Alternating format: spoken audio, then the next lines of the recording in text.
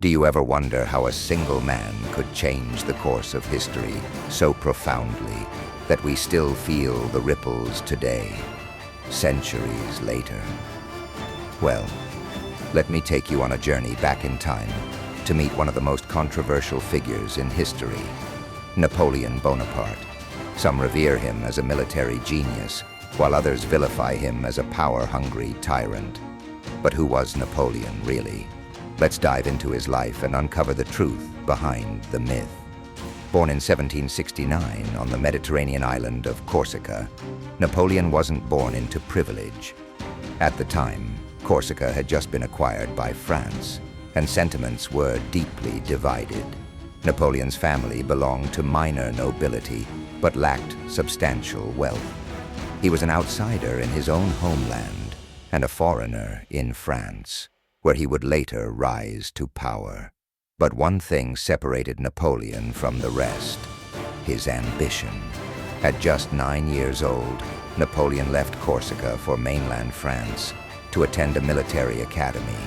Imagine a boy with a thick Corsican accent trying to fit into elite French society. It wasn't easy. He was ridiculed by classmates, not only because of his accent, but also because of his unwavering focus. Napoleon wasn't interested in idle chatter. He was interested in strategy.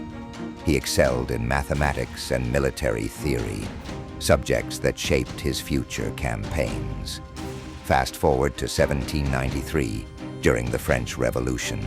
France was in chaos, and the monarchy had been overthrown. It was a time of uncertainty and opportunity.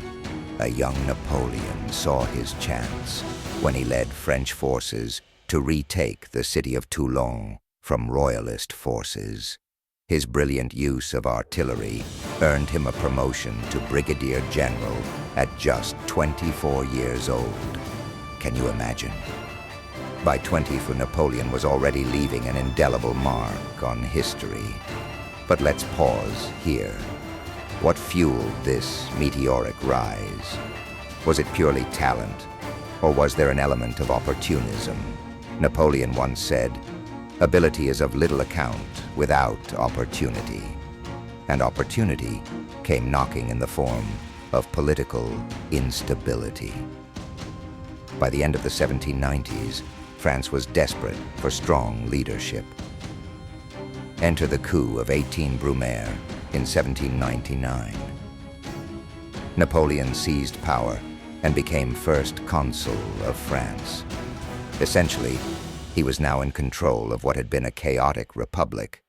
But here's the question: did France need a dictator, or did Napoleon simply exploit a vulnerable nation?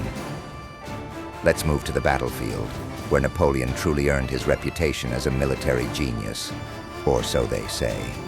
His campaigns, known as the Napoleonic Wars, redefined warfare. One of his most famous tactics was the divide and conquer strategy. Napoleon was a master of using deception, rapid movement, and innovative formations to overwhelm his enemies. Just think of the legendary Battle of Austerlitz in 1805. Facing a combined Austrian-Russian army, Napoleon feigned weakness, enticing his enemies to attack prematurely. The result? A crushing victory that solidified his military legacy. However, success bred ambition, and ambition brought consequences. Napoleon had a vision of a French empire stretching across Europe. But as the empire grew, so did resistance. Countries like Spain and Russia became thorns in his side. And then there was his infamous invasion of Russia in 1812.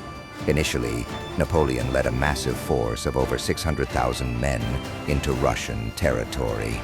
But Russian strategy, particularly the scorched earth policy, starved French forces of resources. By the time Napoleon retreated from Moscow, his army had dwindled to fewer than 100,000 men. It was a devastating blow.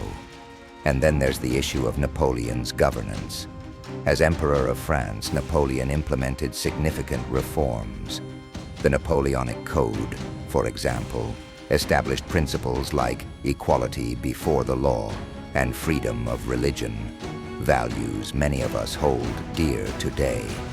But at the same time, he centralized power to an unprecedented degree and censored opposition.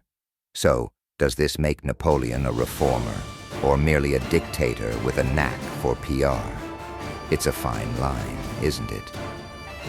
Let's talk about the man behind the legend. Despite his monumental achievements, Napoleon was deeply flawed. He could be incredibly vain, and his quest for power often led him to make reckless decisions. But he was also undeniably charismatic. People either loved him or hated him.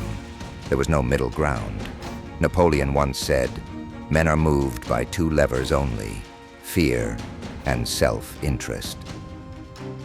This philosophy not only governed his approach to leadership, but also the way he manipulated those around him. By 1814, Napoleon's empire was crumbling. A coalition of European forces invaded France, and Napoleon abdicated, exiled to the island of Elba. But Napoleon being Napoleon, he couldn't resist one last gamble. In 1815, he escaped Elba and returned to France, rallying his old troops and briefly regaining power in an episode known as the 100 Days. This comeback culminated in the Battle of Waterloo, where he was decisively defeated by the Duke of Wellington. Exiled again, this time to the remote island of St. Helena, Napoleon spent his final years reflecting on his legacy.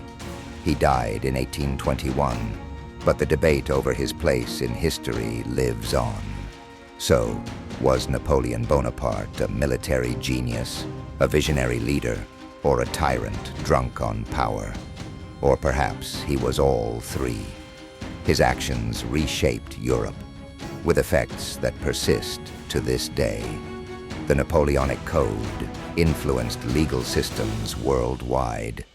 His focus on meritocracy over birthright inspired modern governance. Yet his relentless ambition caused untold suffering, leading to wars that claimed millions of lives. Before we wrap up, let's take a moment to consider how we view figures like Napoleon. History often paints people in black and white as heroes or villains. But perhaps the truth is more nuanced. By understanding Napoleon's complexities, we gain insight not just into his era, but also into our own.